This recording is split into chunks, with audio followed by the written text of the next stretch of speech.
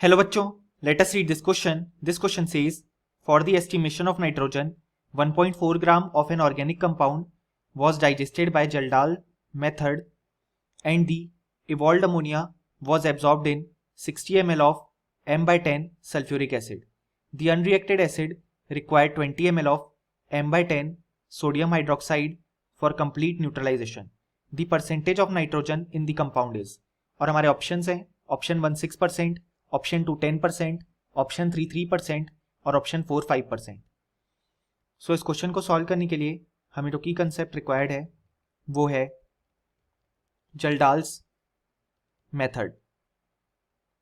सो अगर हम यहाँ पे देखें तो जल्डाल्स मेथड के लिए सबसे पहले हम नाइट्रोजन कंटेनिंग ऑर्गेनिक कंपाउंड लेंगे, जैसा कि हमारे क्वेश्चन में भी गिवन है 1.4 gram of an organic compound. सबसे पहले हम इसकी रिएक्शन कंसनट्रेटेड H2SO4 के साथ करवाते हैं, जिसके फॉर्मेशन में हमको देखने को मिलता है अमोनियम सल्फेट. अब इसके बाद हम अमोनियम सल्फेट जो फॉर्म हुआ उसकी रिएक्शन NaOH के साथ करवाते हैं और उसके रिजल्ट में हमें फॉर्मेशन देखने को मिलता है Na2SO4 plus 2H2O plus 2NH3, यानी कि यहाँ पे अमोनिया गैस फॉर्म होती है. अब हम इस अमोनिया गैस का रिएक्शन करवाते हैं सल्फ्यूरिक एसिड के साथ, जो कि डाइल्यूट इन नेचर होता है.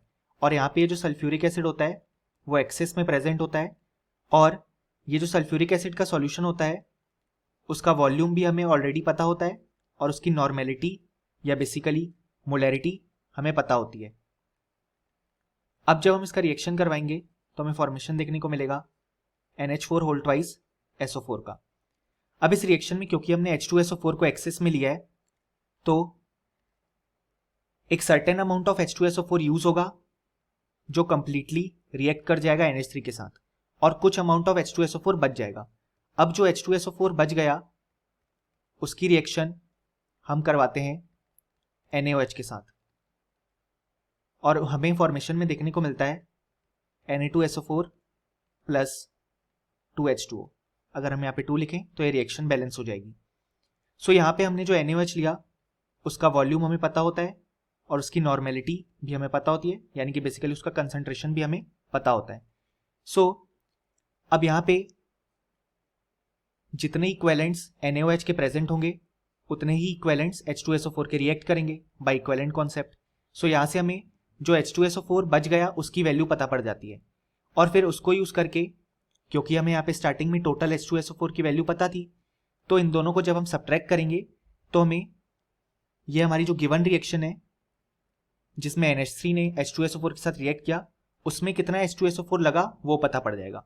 सो अगर हम यहाँ पे देखें तो हमारे इस क्वेश्चन में जो एसिड अनरिएक्टेड था, यानी कि जो एसिड बचा था, उसको 20 ml ऑफ m by 10 सोडियम हाइड्रोक्साइड चाहिए था फॉर कंप्लीट न्यूट्रलाइजेशन. यानी कि अगर हम लिखें number of equivalents of NaOH तो वो हो जाएंगे N1 इंटू V1, जहाँ पे N1 है NaOH की नॉर्मेलिटी और V1 है NaOH का वॉल्यूम.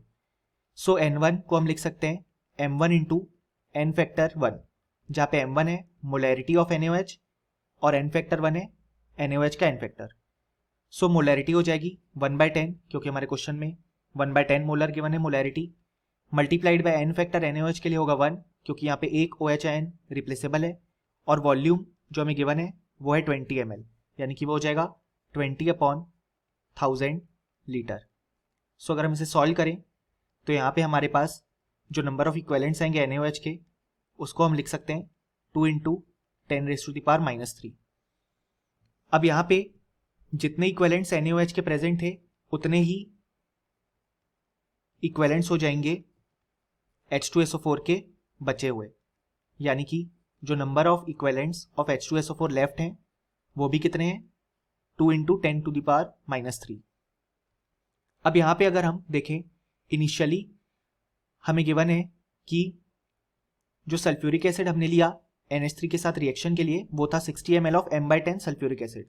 सो अगर हम लिखें number of equivalents of sulphuric acid जो कि इनिशियली लिया गया था।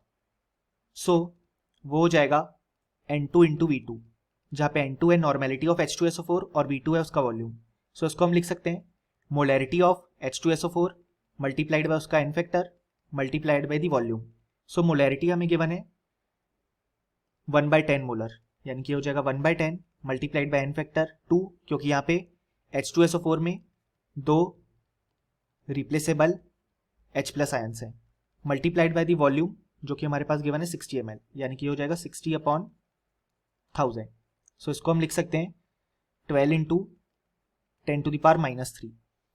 सो अब अगर हम यहाँ पे लिखें कि number of equivalents of H2SO4 used in reaction with NH3, तो वो हो जाएंगे टोटल हमने जितने लिए थे जो कि 12 इंटू 10⁻⁻3 माइनस जितने बच गए जो कि थे 2 इंटू 10⁻⁻3, यानी कि हो जाएगा इस तरीके से।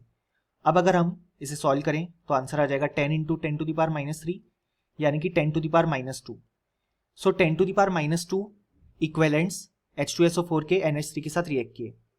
सो अब अगर हम इस रिएक्शन को देखें तो यहाँ से हम लिख सकते हैं कि जो number of equivalents of H2SO4 होंगे वो इक्वल होंगे number of equivalents of NH3 के।